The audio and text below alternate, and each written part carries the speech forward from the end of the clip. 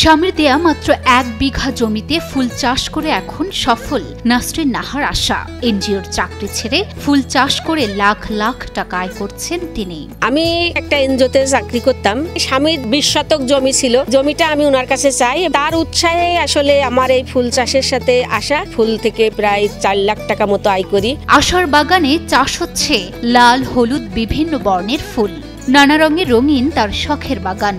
এটা তো আসলে ফুলের রাজ্য, এখানে যেদিকেই তাকায় শুধু ফুল আর ফুল। ২৯ বছরের চাকরি জীবনের ইতি টেনে মানুষের বিনোদনের কেন্দ্র বানিয়ে এখন বিভিন্ন মৌসুমে টাকা ইনকাম করছেন এই নারী উদ্যোক্তা। আমি দীর্ঘদিনই কাজ করেছি এনজিওতে, প্রায় ২৯ বছর। আমার একমাত্র আয় কিন্তু এই ফুল চাষ, তাছাড়া কিন্তু আমার বাড়তি কোনো আয় নাই। কেবলমাত্র ২ লাখ টাকা পুঁজি নিয়ে ব্যবসা শুরু করলেও এখন লাখ লাখ টাকা আয় করছেন বলে জানান আশা। ২ লাখ টাকা মতো নিয়ে আমি ফুল চাষে আমি খরচ টরচ বাদ দিয়েও আমার প্রতি মাসে প্রায় ৮০-৯০ হাজার টাকা আমার থাকে। নষ্ট ও ফেলে দেয়া ফুলের পাপড়ি দিয়ে তৈরি করছেন নানা প্রোডাক্ট, যা বিক্রি করেও নিজের পরিচয় করছেন যশোরের ঝিকরগাছা উপজেলার গদখালী ইউনিয়নের ফুল চাষিরা।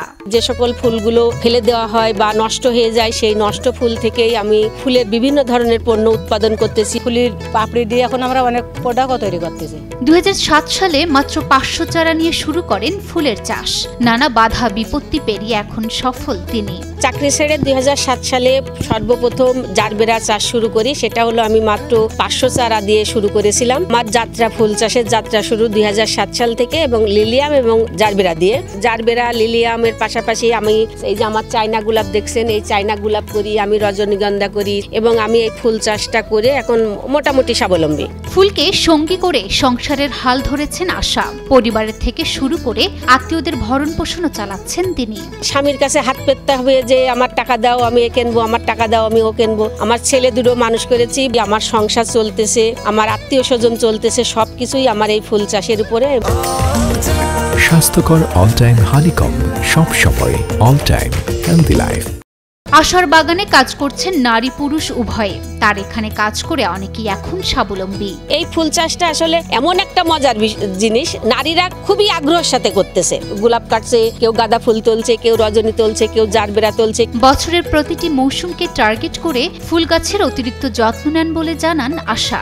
আমরা সারা বছরই ফুল চাষ করি, তবে বিশেষ করে মৌসুমগুলোকে আমরা মাথায় রাখি বেশি, যেমন ২৬শে মার্চ, ১৬ই ডিসেম্বর, পহেলা বৈশাখ। আশাকে দেখে ফুল চাষে ঝুঁকেছেন নানা বয়সী নারী উদ্যোক্তা। ফুল চাষ করে নিজেদের কষ্ট দূর করছেন বলে জানান তারা।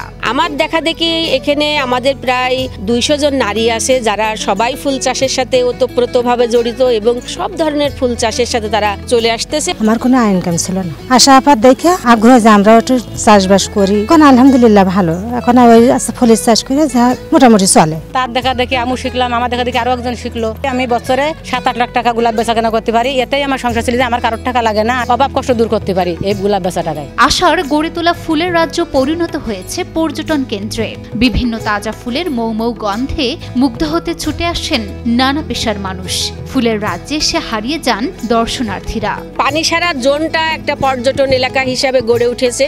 এখানে বিভিন্ন প্রতিদিন হাজার হাজার মানুষ পর্যটন আসতেছে, তারা ফুল চাষ দেখতে এবং ফুলের এলাকায় ঘুরতে। ফুল আর ফুল, এখানে এসে আমার মনে হচ্ছে যেন আজই বসন্ত। ফুল ফুটুক আর নাই ফুটুক, আজই বসন্ত। সরাসরি দেখতে পাচ্ছি আসলে কিভাবে ফুলটা এখানে উৎপাদন হচ্ছে, বাগান থেকে কিভাবে তোলে, তারা কিভাবে সংগ্রহ করে। জারবেরা দেখতে পেলাম, জারবেরা গাছে কখন দেখা হয়নি। তো ভালো লাগছে ফুলের সাহচর্য, যেভাবে এখানে সাজিয়েছে, এটা একটা অনবদ্য একটা বিষয়।